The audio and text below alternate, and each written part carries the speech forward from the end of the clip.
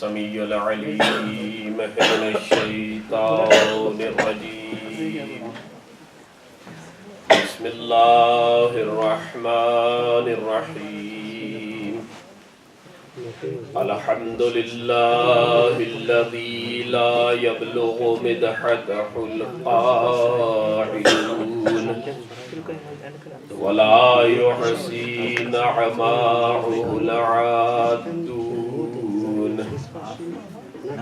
ولا يعدي حقه المجتهدون الذي لا يدركه بعد الهمم ولا يناله غوص الفتن الذي ليس لصفته حد محدود ولا نعت موجود ولا وقت معدود ولا أجل ممدود فطر الخلائق بقدرته ونشر الرياح برحمته ووطد بالصخور ميدان عرضه أول الدين معرفة وكمال معرفة التصديق به ثم الصلاة والسلام على سيد الأشرف الأنبياء والمرسلين وعلى آله الطيبين الطاهرين المعصومين المنتجبين المنتخبين أما بعد فقد قال الله تعالى في كتابه المجيد والفرقانه الحميد وقوله الحق وهو أصدق الصادقين بسم الله الرحمن الرحيم إن الدين عند الله الإسلام صلوات اللهم صل على محمد وآل محمد. Respected مومنین و مومنات, السلام علیکم ورحمۃ اللہ وبرکاتہ. وعلیکم السلام ورحمۃ اللہ. اللہ سبحانہ و تعالی اپنی پاک اور منزہ کتاب میں ارشاد فرما رہا ہے, میرا پسندیدہ دین اسلام ہے. ہم نے اس پہ بحث کی مختصراً. دین اسلام کہ کئی قانون اللہ نے بنا کر بھیجا ہے, جو ان تمام قوانین پہ عمل کرتا ہے, ان تمام قوانین کا اقرار کرتا ہے, وہی اصل مسلمان ہوتا ہے. ماشاءاللہ. آپ صلوات پڑھیے امام زمان. اللہم صل علی محمد وآل محمد. آپ پریشان نہ ہو, مجلس ہو رہی ہے, بھلے 5 منٹ ہو یا 10 منٹ یا 20 منٹ ہو یا 28 منٹ ہو, یہ چیزیں انسان کے جذبہ ایمان کو بڑھاتی ہیں. یہ آپ لوگوں کو ایک چیلنج ہے. جس طرح برے کام میں لوگ چیلنج لے لیتے ہیں, جس طرح دنیا کمانے میں لوگ چیلنج لے لیتے ہیں, اس طرح امام کے مشن کو بڑھانے کے لیے بھی اپنے اوپر چیلنج لے لو. نعرہ حیدری, حسینیت زندہ باد, یزیدیت مردہ باد, نعرہ صلوات. اللہم صل علی محمد وآل محمد. ہم میں سے ایک آدمی مل کر 10 گھروں کو چلا سکتا ہے. ہمارے پاس جو کچھ ہے وہ ہے صدقہ آل محمد کا. اگر ہم میں سے ایک آدمی 10 گھر چلا سکتا ہے, 20-50 لوگوں کی کفالت کر سکتا ہے, تو وہ سال میں ایک بار 10 دن سیدہ فاطمہ زہرا کے بیٹے کا صف ماتم بھی بچوا سکتا ہے. آپ کوشش کریں گے, انشاءاللہ خدا آپ کو اس مشن میں آگے بڑھنے کی کامیابی دے گا اور غیب سے آپ کی مدد کرے گا انشاءاللہ. دوستو, اس دین خدا کو بڑھانے کے لیے اللہ سبحانہ و تعالی نے چند لوگوں کا انتخاب کیا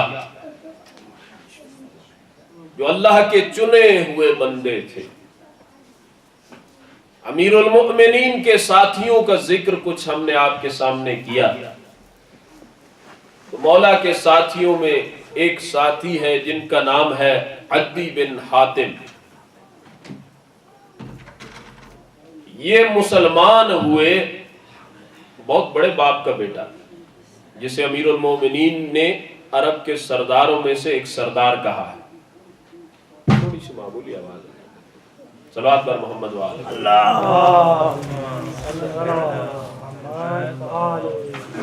عرب کے بڑے سرداروں میں سے اسے ایک سردار امیر کائنات نے کہا ہے.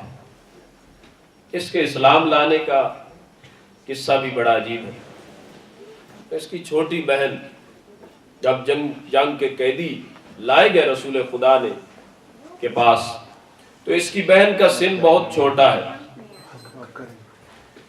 چھوٹا سن ہے, چھوٹی عمر کی ہے, لیکن بہت عاقلہ ہے, بہت مدبرہ ہے, عقل و فہم رکھتی ہے. قیدیوں کے قریب سے رسول خدا گزرنے لگے, ساتھ امیر المومنین علیہ السلام ہے. جب قریب سے گزرنے لگے تو اس نے بات کرنی چاہی رسول خدا سے, لیکن بات نہ ہو سکی کسی طریقے سے, چونکہ رسول خدا جلدی میں تھے اور وہ آگے جا چکے تھے.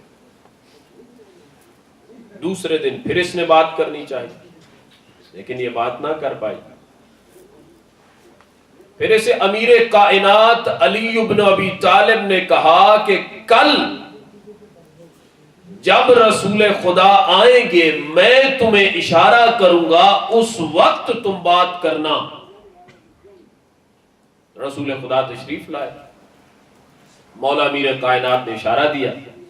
اس بچی نے آگے بڑھ کر اپنے باپ کے فضائل پڑھنے شروع کیے, حاتم کے. جب اس نے اپنے بڑے باپ کے فضائل بیان کیے, یہ اتنی اچھی خطیبہ تھی, رسول خدا نے فرمایا کہ ہے کوئی ادھر تمہارا اپنا جس کے ساتھ میں تجھے شام روانہ کر دوں. اس نے کہا میرا بھائی تھا, حاتم مجھے چھوڑ کر بھاگ گیا, میں اکیلی رہ. عدی بن حاتم میرا بھائی تھا, چلا گیا. کہا کوئی ایسا, کہا ایک قافلہ جا رہا ہے جو بڑا امین ہے, اس قافلے کے ساتھ اگر آپ مجھے روانہ کر دیں تو میں باخریت شام پہنچ جاؤں گی. اچھا, رسول خدا نے اس قافلے کے ساتھ اسے روانہ کر دیا. یہ جب گئی عدی کو ملی تو کہتی ہے کیسے بھائی ہو تم, مجھے وہاں پہ چھوڑ کر تم وہاں سے بھاگ نکلے. عدی نے کہا کہ وقت کا تقاضا یہی تھا. کہا تجھے ایک بات کرتی, جلدی جلدی جا محمد مصطفیٰ کی خدمت میں. اللہم صلی علی محمد وآل محمد. کہا کیوں؟ کہا میں نے دیکھا ہے کہ وہ بادشاہ ہے, اگر وہ تو جا ان کے پاس, اگر دنیا کا بادشاہ ہے تو تجھے دنیا مل جائے گی, اور اگر وہ دین کا بادشاہ ہے تو تجھے آخرت مل جائے گی. جاؤ تم. یہ فوراً بھاگا چلا گیا, دین اسلام قبول کر لیا.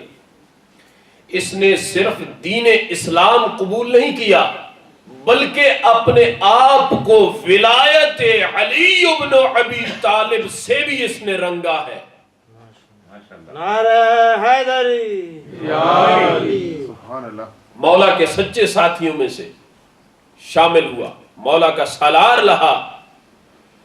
ایک دفعہ شام میں بیٹھے تھے معاویہ کے دربار میں, آنا جانا پڑتا تھا سب کو, چونکہ خلیفہ کے قہر سے, خلیفہ کے غضب سے محفوظ رہنے کے لیے کرنا پڑتا تھا, آنا جانا رکھنا پڑتا تھا ان لوگوں کے ساتھ. اور عدی بن حاتم کوئی چھوٹا آدمی نہیں تھا, بڑا آدمی تھا. بیٹھا تھا معاویہ کے پاس. معاویہ نے سوال کیا, کہا عدی یہ تو بتاؤ علی نے تیرے ساتھ صفین کے میدان میں کیا کیا؟ کہا کیا کیا؟ کہا بے وفائی کی. کہا نہیں, خدا کی قسم علی نے میرے ساتھ بے وفائی نہیں کی، کہا تیرے 2 بیٹوں کو مروا دیا اور اپنے حسنین کو بچا کر لے گئے۔ جواب سنیے علی کے دیوانے کا۔ اب کوئی ہمارے جیسا ہوتا کمزور ضعیف الایمان تو وہ کہتا ہو سکتا ہے ایسا ہی ہوا، لیکن نہیں، یہ صاحب ایمان ہے۔ اس نے یہ نہیں کہا علی نے حسنین کو بچا لیا، حسن و حسین کو بچا لیا، بلکہ اس نے بھرے دربار میں للکار کر یہ کہا کہ خدا کی قسم علی نے میرے ساتھ بے وفائی نہیں کی، بلکہ میں نے علی کے ساتھ بے وفائی کی ہے۔ معاویہ کہتا ہے کیسی بے وفائی؟ تم نے کیا بے وفائی کی؟ کہا جب ابن ملجم شکی نے علی کے سر اقدس پر تلوار چلائی اور امام المتقین اس دنیا کو چھوڑ کر چلے گئے، اس وقت ہمیں مر جانا چاہیے تھا، علی کے بغیر ہمیں زندہ رہنا اچھا نہیں لگتا۔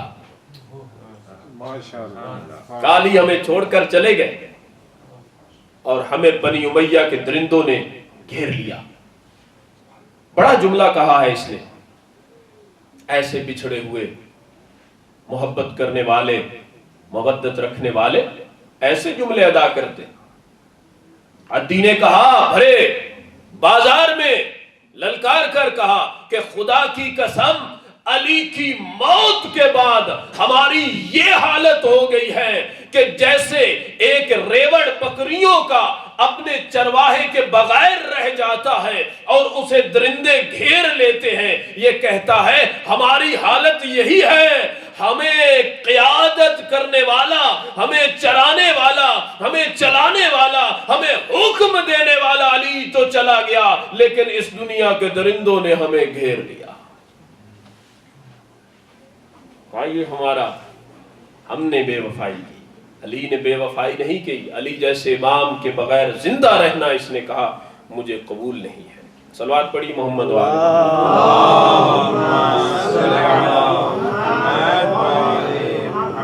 ایسی صلوات پڑھیں کہ آپ کے چہروں پر مسکراہٹ آ جائے۔ اللہم صلی علی محمد وآل محمد۔ جناب ابراہیم علیہ السلام کا قرآن میں آپ نے واقعہ سنا ہوگا، ٹائم ہوتا تو پورا سناتے، چونکہ مجھے اپنے ٹاپک تک بھی پہنچنا ہے ماشاءاللہ، جو کل آپ سے وعدہ کیا تھا۔ جناب ابراہیم نے اللہ سے سوال کیا پروردگار تو مردوں کو زندہ کیسے کرتا ہے اور زندہ کو مردہ کیسے کرتا ہے؟ کہا ابراہیم تجھے شک ہو رہا ہے؟ کہا نہیں، ولیکن یطمئن قلبی، میں اپنے دل کو اطمینان حاصل کرنا چاہتا ہوں، مطمئن ہونا چاہتا ہوں، میں یقین کی منزل پر جانا چاہتا ہوں، یقین لینا چاہتا ہوں۔ اچھا، پھر وہ پرندے کا واقعہ آپ نے سنا، پروردگار عالم نے حکم دیا پرندہ لاؤ، ذبح کرو، اس کے ٹکڑے کرو، اسے بکھیر دو، پھر اسے اکٹھا کیا، سب کچھ کیا۔ مجھے بس یہ بتانا ہے کہ جو لوگ یہ کہتے ہیں کہ شیعان علی کو باقی رسول خدا کے علاوہ باقی تمام پیغمبروں سے اعلیٰ سمجھتے ہیں اور شیعان علی غلو کرتے ہیں، ارے بھائی یہ کیسا غلو ہے؟ یہ کیسا غلو ہے؟ اب دیکھیے حضرت ابراہیم قرآن میں کہہ رہے ہیں میرا اللہ میں اپنے دل کو اطمینان دینا چاہتا ہوں، میں یقین حاصل کرنے کے لیے یہ کہہ رہا ہوں، لیکن علی للکار کر کہتے ہیں میرے سامنے اگر ہزاروں پردے ہٹا دیے جائیں تو بھی میرے یقین میں کوئی فرق نہیں آئے گا۔ وہاں یقین لینے کی بات ہو رہی ہے، یہاں یقین کی منزل سے آگے کام ہے۔ دوستو بات ہو رہی تھی تکبر پہ، جس طرح سے آپ پزل ہو گئے نا تھوڑی ٹائم کی گڑبڑ کی وجہ سے، اس طرح میں بھی پزل ہو گیا۔ منبر پر بیٹھ کر مجھے بھی نہیں سمجھ آ رہی کہ میں کیا پڑھوں اور کیا نہ پڑھوں۔ نعرہ صلوات، اللہم صلی علی محمد وآل محمد۔ لیکن میں آپ کی مجبوری سمجھ سکتا ہوں. مولا آپ کی مجبوری کو جلد دور کرے آل محمد کا صدقہ. پروردگار آپ کو امام مظلوم کربلا کا آئندہ سال صف ماتم بچھانے کی اور اپنی جگہ مولا عطا فرمائے. اس کی دربار میں، اس کی بارگاہ میں کوئی تھوڑ نہیں ہے، وہ عطا کر سکتا ہے. امام مظلوم کربلا کا صدقہ مانگو، کون سا اپنے لیے مانگ رہے ہیں؟ مولا کا گھر بنانا ہے، کھل کے مانگو، انشاءاللہ مولا عطا کرے. تکبر کیا ہے؟ تاریخ کا ایک ایسا متکبر میری نظر میں آ گیا کہ جس نے موت کو دیکھ لیا لیکن اس کے اندر سے تکبر نہیں نکلا، اس کے اندر سے اکڑ نہیں نکلا. وہ کون سا متکبر ہے؟ اسلام اور رسول اسلام کا دشمن ابو جہل. صلوات پڑھی محمد والے محمد.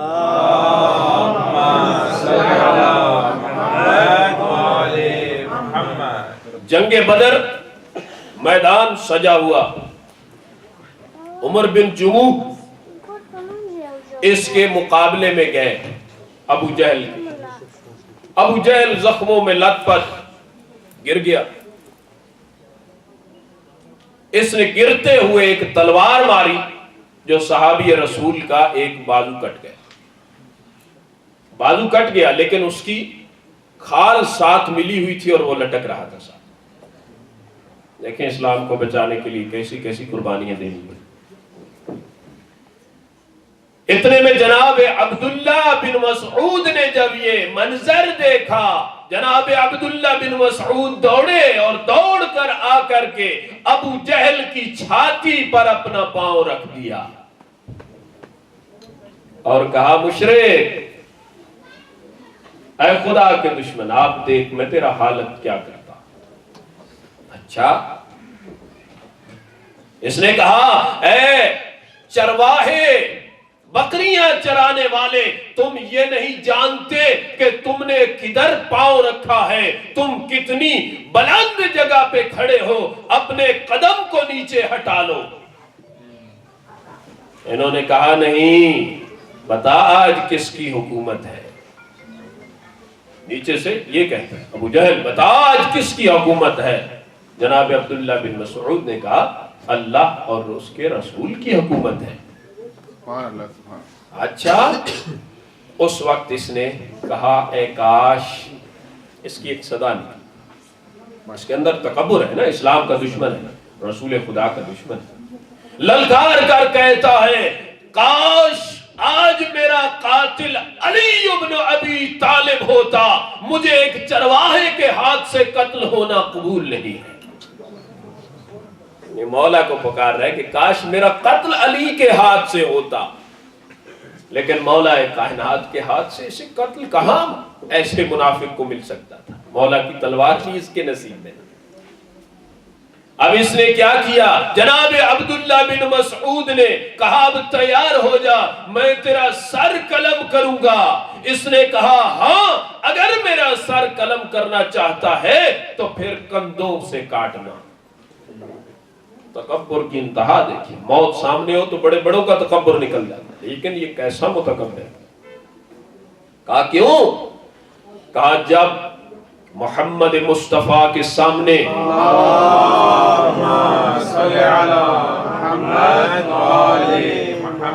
ہمارے سر جائیں، تمام کے سر جائیں، تو سب سے بلند جو سر ہو وہ میں ابو جہل کا ہونا چاہیے. یعنی اتنا تکبر ہے، کہتا ہے کہ سر بھی جب پیش کی جائے سب سے بلند میرا سر نمایاں نظر آنا چاہیے. اب جب جناب عبداللہ ابن مسعود نے، عاشق رسول و امیر المؤمنین نے اس کا قتل کیا تو اس کا سر کانوں کے پاس سے قلم کیا. کہا دوسروں کے سر تو بلند نظر آئیں گے، تیرا سر ہمیشہ پست ہی نظر آئے گا. کتنا تکبر دوستو. اسے موت کا یقین نہیں، اسے آخرت پہ یقین نہیں. اتنا متکبر ہے. یہ تکبر انسان کو اندھا کر دیتا ہے. یہ تکبر انسان کو برائی کے کنارے پر لے جاتا ہے. یہ تکبر انسان کو اپنوں سے دور کر دیتا ہے. یہ تکبر انسان کو دین خدا سے دور کر دیتا ہے.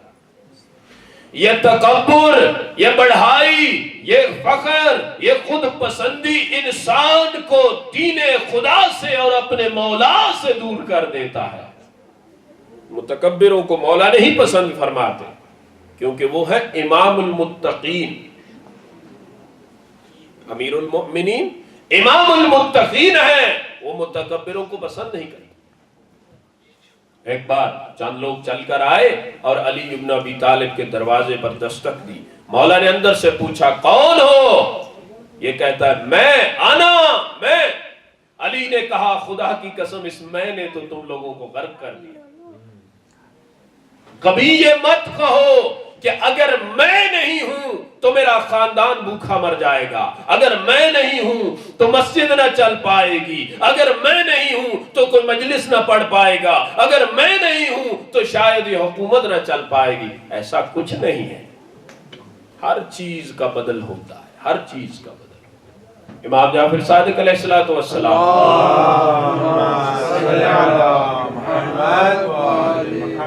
تشریف لے گئے ایک اپنے ساتھی کو دیکھنے کے لیے. جب اس کے پاس پہنچے تو بیمار تھا، اسے یقین ہو چکا تھا کہ مجھے موت آنے والی ہے. وہ رو رہا تھا، زاروں قطار رو رہا تھا. مولا نے پوچھا ہے دوست کیوں روتے ہو؟ یہ کائنات میں یہ واحد بنی ہاشم کے سردار ہیں کیونکہ ان کی سرداری دنیا و آخرت پر ہوتی ہے.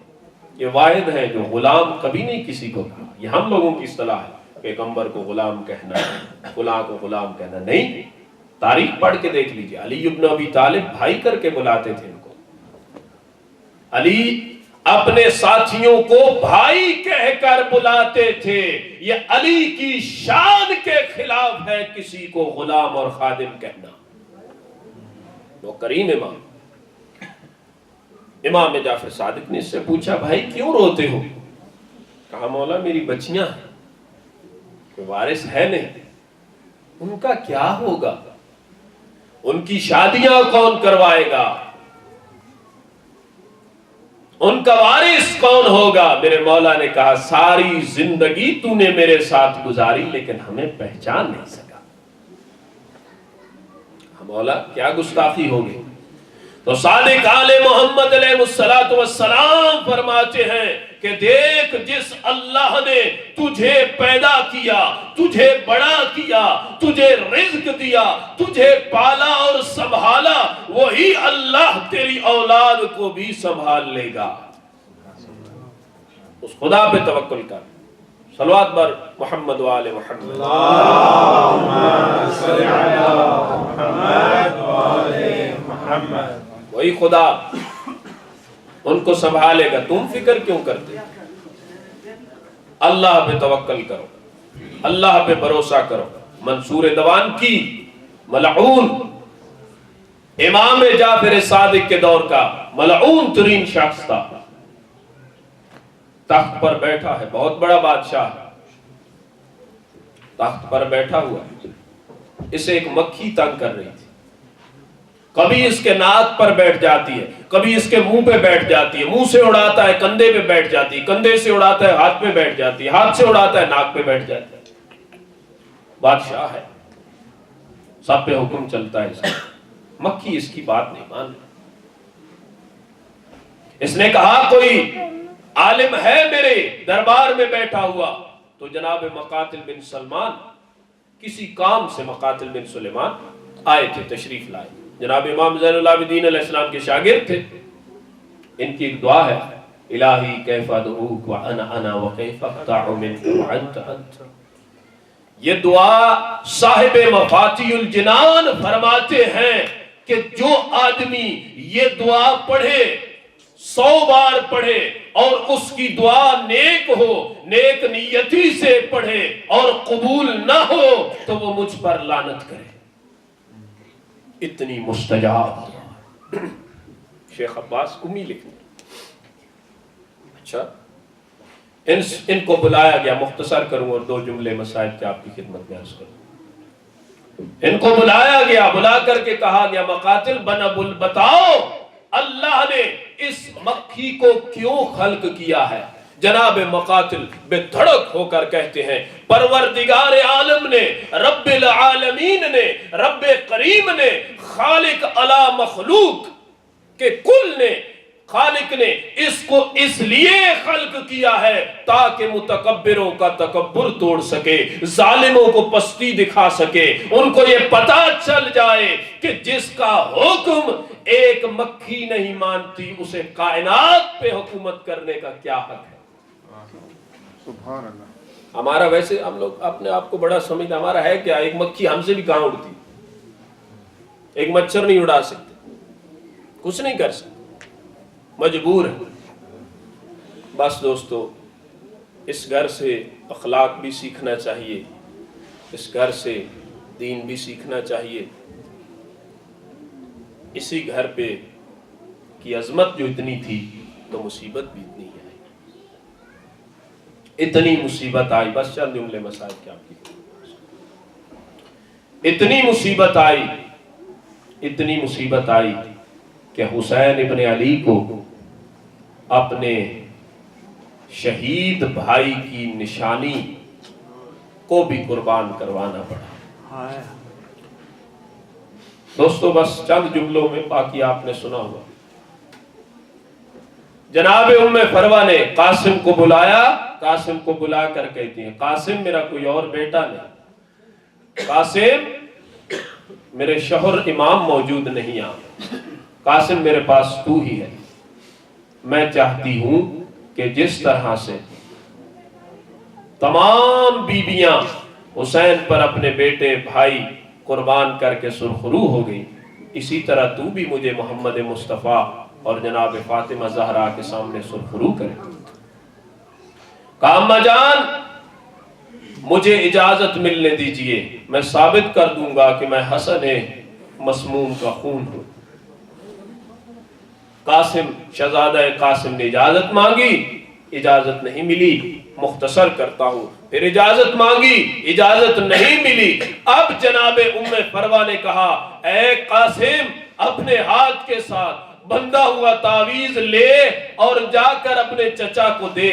شہزادہ قاسم نے تعویذ کو کھولا, پڑھا یہ باپ نے جو دیا تھا کہ کربلا میں اگر تیرا چچا مجبور ہو جائے, اگر تیرا چچا مستر ہو جائے اور تجھے اجازت نہ دے رہا ہو, قاسم اس وقت یہ تعویذ کھول کر چچا کو دینا, تجھے میدان پہ جانے کی اجازت دے دے گا مظلوم. شہزادہ قاسم یہ تعویذ لے کر پہنچے, جناب امام مظلوم کربلا نے پڑھا اور کہتے ہیں او میرا مظلوم بھائی جس کے جنازے میں بھی لوگوں نے تیر مارے, تجھے تیرے حسین کا کتنا خیال تھا کہ اپنی نشانی کو بھی آج مجھ سے جدا کر رہا ہے اور مجھ پہ قربان کر رہا ہے. کہتا ہے میرا بھائی تجھ سے میری جان فدا, حسن تو نے مجھے کتنا یاد رکھا. شہزادہ قاسم کو مختصراً کہوں, امام مظلوم کربلا نے امامہ پہنایا, امامہ پہنا کر دونوں طرف سے امامے کے تحت حنک نکالے اور جناب قاسم, امیر قاسم کا گریبان چاک کیا جس طرح سے کہ کوئی کفن پہنا کر جنازہ نکال رہا ہو. حسین نے اپنے جان بھتیجے کو, اپنے حسن کی, امام حسن کی نشانی کو ودا کیا. جب شہزادہ قاسم چند قدم کے فاصلے پر گیا, اس وقت جناب امام حسین مظلوم کربلا نے پکار کر کہا قاسم قاسم. جب شہزادہ قاسم نے پیچھے پلٹ کر دیکھا تو چچا چلے آ رہے ہیں, لوٹ کر گھوڑے سے اتر کر کہتا ہے چچا جان کیا مجھے جدا نہیں کرنا چاہتے, کیا مجھے دین خدا پہ قربان نہیں کرنا چاہتے. اس وقت شہزادے کو اپنے گلے سے لگایا, کہا تجھے دیکھ کر تو میرے بھائی حسن کی جدائی کا زخم بھر جاتا تھا, مجھے جب میرے بھائی کی یاد آتی قاسم میں تجھے دیکھ لیتا تھا, میرا جگر کو آرام آ جاتا. دوستو اجازت ملی, جا کر کے ارزق شامی کے 4 بیٹوں کو فنار کیا, پھر ارزق شامی خود سامنے آیا. شہزادہ قاسم نے للکار کر کہا اے ارزق تو کیسا بادشاہ ہے, تو کیسا عرب کا بڑا بہادر ہے, تیرے گھوڑے کی تنگ کھلی ہوئی ہے اور تو ہم سے جنگ کر رہا ہے, قریب ہے کہ تو گر جائے گا. یہ نیچے جھکا, سر کو جھکا کر کے کہتا ہے, اب ابھی اس کو سنبھالنے لگا تو شہزادہ قاسم نے سے ضرب ماری, یہ گر گیا. اب شہزادہ قاسم واپس خیام میں آئے, خیام میں آ کر کہا چچا جان میری پیاس کی شدت سے میرا کلیجہ پھٹا جا رہا ہے. شہزادہ قاسم کو حسین ابن علی نے اپنی انگوٹھی اتار کر دی. شہزادہ قاسم نے منہ میں انگوٹھی کو رکھا, اب دوبارہ جدا کیا. جب دوبارہ آئے ظالم نے صدا دی اور صدا دے کر کہا چاروں طرف سے گھیر لو. اب میں بروا کی کمائی کو چاروں طرف سے گھیر لیا گیا. اب کوئی نیزہ مار رہا ہے, کوئی تیر مار رہا ہے, کوئی تلوار مار رہا ہے, کوئی پتھر مار رہا ہے. حسین کے امامے کے پیج کھل رہے ہیں. شہزادہ قاسم نے صدا دی یا اما, اے میرے چچا جان میری مدد کو آؤ. تاریخ لکھتی ہے حسین کسی کی لاش پر اتنا جلدی نہیں آئے جتنی قاسم کی لاش پر. جب آئے ظالموں نے گھوڑے دوڑا دیے, حسن کی لاش کے ٹکڑے ہو گئے.